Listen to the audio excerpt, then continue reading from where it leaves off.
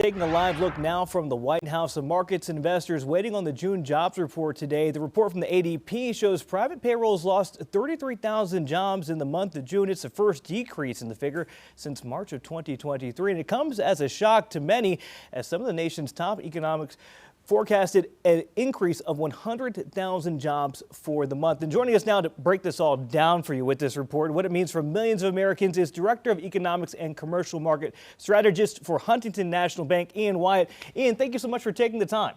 Thank you, Julian. Appreciate it. Appreciate you being here. So again, break this down here for average Americans, our viewers. The preview of the jobs report, you were saying you're not too bullish on the ADP, right?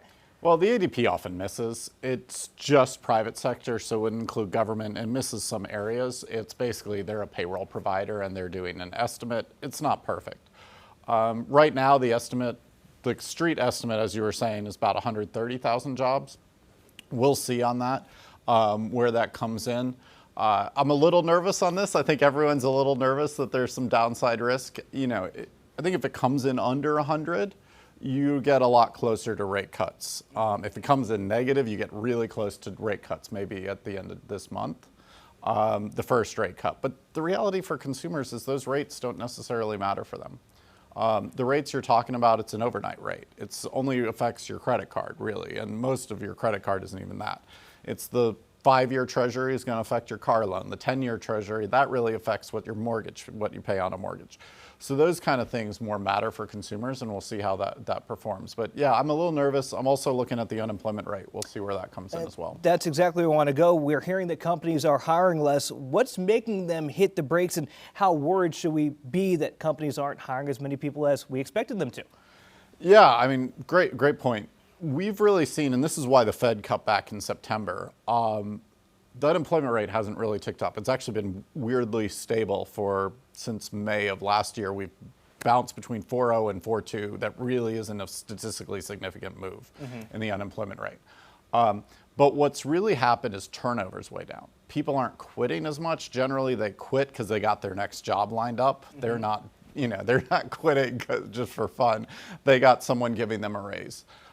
So raises are getting smaller in terms of people switching. People are switching a lot less, and we're definitely seeing, new college grads. I think, have some sympathy for college grads, especially who just graduated. It's a tougher job market.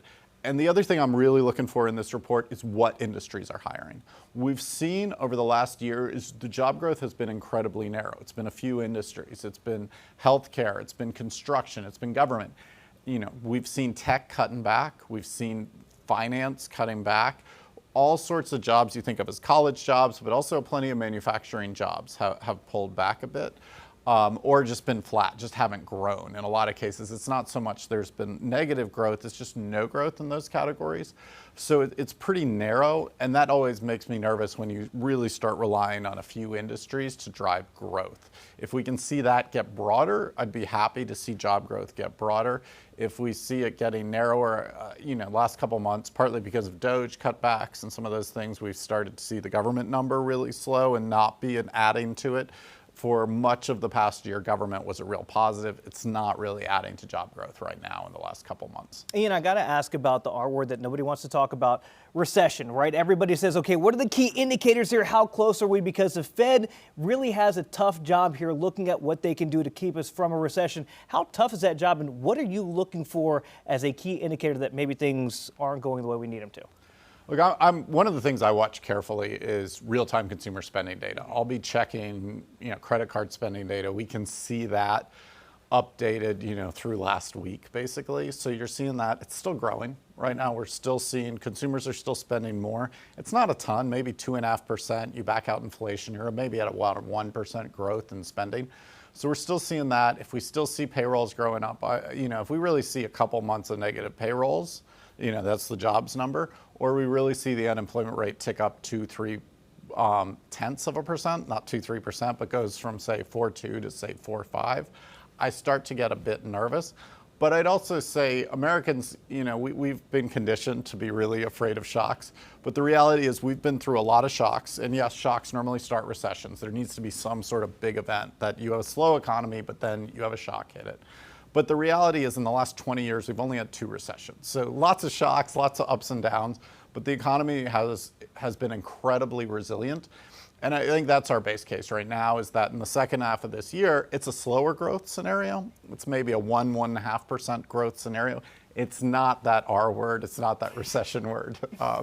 That's almost a curse word in our land. No, I'm joking.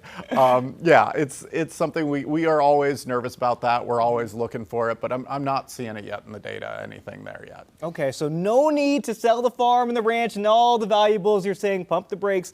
Not there yet. Ian White, again, thank you so much for joining us and breaking that down for everybody there. Queen City News Plus. Just search Queen City News on your smart TV's app store.